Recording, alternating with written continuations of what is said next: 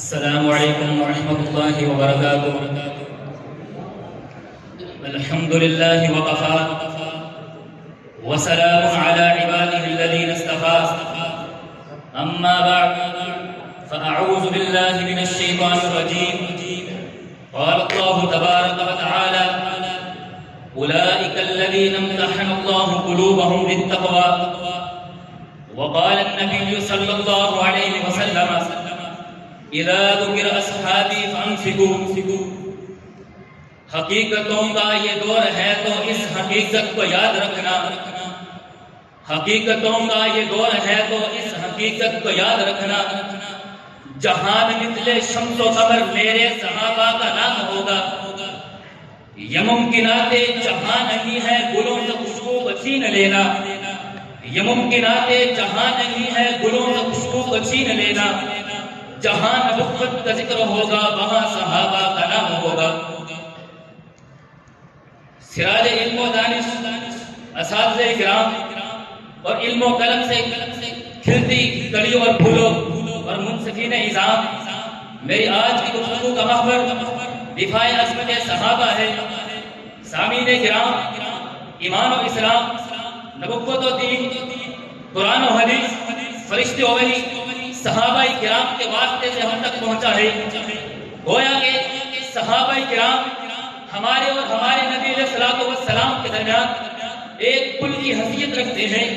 اگر پل کے کسی ایک بھی ستون کو کمزور کر دیا جائے گا تو یقیناً امت مسلمہ کے دین کی نسبت جناب محمد الرسول اللہ صلی اللہ علیہ وسلم سے ٹوٹ کر رہ جائے گی، جس کے بارے میں آقا تاجدار صلی اللہ علیہ وسلم نے فرمایا تھا۔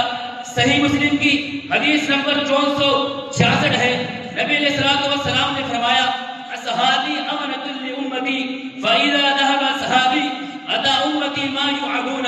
اس کو میں اپنے الفاظ میں اس طرح کہتا ہوں، صحابہ کی وساطت سے ہے پہنچا دین ہم تک، صحابہ کی وساطت سے ہے پہنچا دین ہم تک، اسی لیے انہیں حجت، انہیں برہان کہتا ہوں۔ سامعین کرام، جماعت صحابہ دین کی بنیاد و اساس ہے، ان کے بغیر بقائے دین ممکن نہیں۔ اس پر اہل اسلام کا اجماع ہے کہ تمام صحابہ، جمیع صحابہ، جملہ صحابہ، تمام صحابہ عادل و متقی ہیں، قابل اعتماد ہیں، معیار دین ہیں، جس کے بارے میں شاعر نے کہا تھا کہ وہ لوگ کہ جنہوں نے روم و فارس کو، ایشیا و افریقہ کو، بر و بحر کو اسلام کے جغرافیے میں لایا، اسلام کا پرچم لہرایا۔ پھر شاعر نے اس کا نقشہ اپنے الفاظ میں کہتا ہے، نکل کے صحرا سے جس نے روما کی سلطنت کو الٹ دیا تھا، سنا ہے یہ قدسیوں سے میں نے، وہ شیر پھر ہوشیار ہوگا۔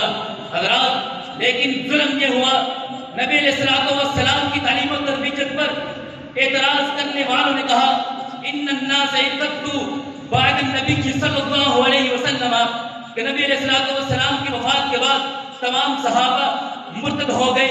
حضرات، محمد بن یعقوب کلینی شیعوں کا امام اپنی کتاب میں لکھتا ہے ان الذین آمنوا ثم کفروا ثم آمنوا ثم کفروا بالساق۔ نعوذ باللہ، ابو بکر ہے، عمر ہے، عثمان ہے۔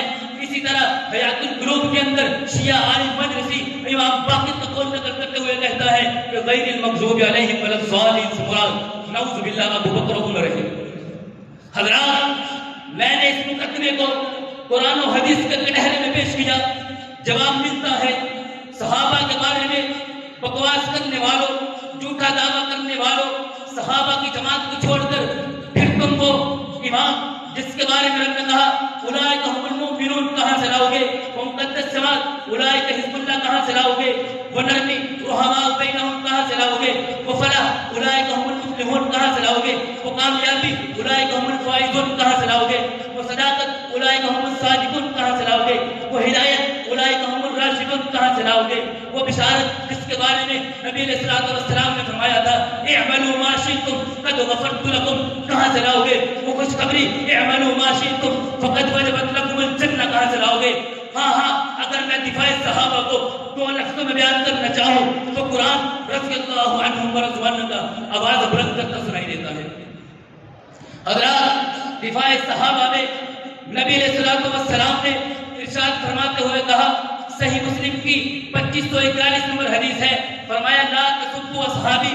دوسرے مقام پہ فرمایا اذا ذکر اصحابی فامسکوا، اور صحابہ کو برا بلا کہنے والوں کو ملعون قرار کہتے ہوئے فرمایا من سب اصحابی فعلیہ لعنۃ اللہ والملائکۃ والناس اجمعین. حضرات اسی طرح امام نسائی رحمۃ اللہ علیہ یہ قول نقل کرتے ہیں انما الاسلام قدار لها باب فباب الاسلام الصحابۃ فمن اراد الصحابۃ انما اراد الاسلام. حضرات اسی طرح خلیل بغدادی اپنی کتاب الکفایہ کے اندر صفحہ نمبر 97 پر ایک قول امام ابو زرع رازی کا نقل کرتے ہوئے فرماتے ہیں اذا رأيت الرجل ينتقص عهدا من اصحاب رسول الله صلی اللہ علیہ وسلم فاعلم انه زنديق. حضرات صحابہ کا دفاع رب تعالیٰ نے کیا، رسول اللہ نے کیا، صحابہ نے خود کیا، نبی علیہ الصلوۃ والسلام کے صحابہ کا دفاع اسلاف و محدثین نے کیا، لہذا ہمارے اوپر بھی یہ فریضہ ہے کہ ہم بھی ان کا دفاع کریں.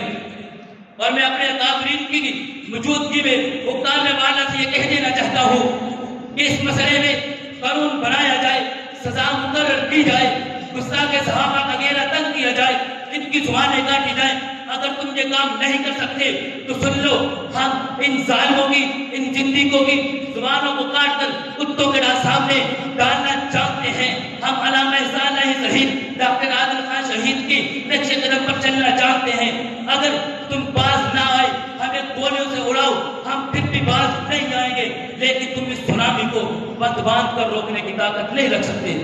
پھر سن لو، ہر جابر وقت سمجھتا ہے محکم ہے میری تدبیر بہت، ہر جابر وقت سمجھتا ہے محکم ہے میری تدبیر بہت، پھر وقت اسے بتلاتا ہے تھی کن تیری شمشیر بہت. دشمن سے کہو اپنا ترکش، دشمن سے کہو اپنا ترکش، چاہے کہ دوبارہ پر آئے، اس سمت ہزاروں سینے ہے، اس سمت اگر ہے تیر بہت. السلام علیکم ورحمۃ اللہ.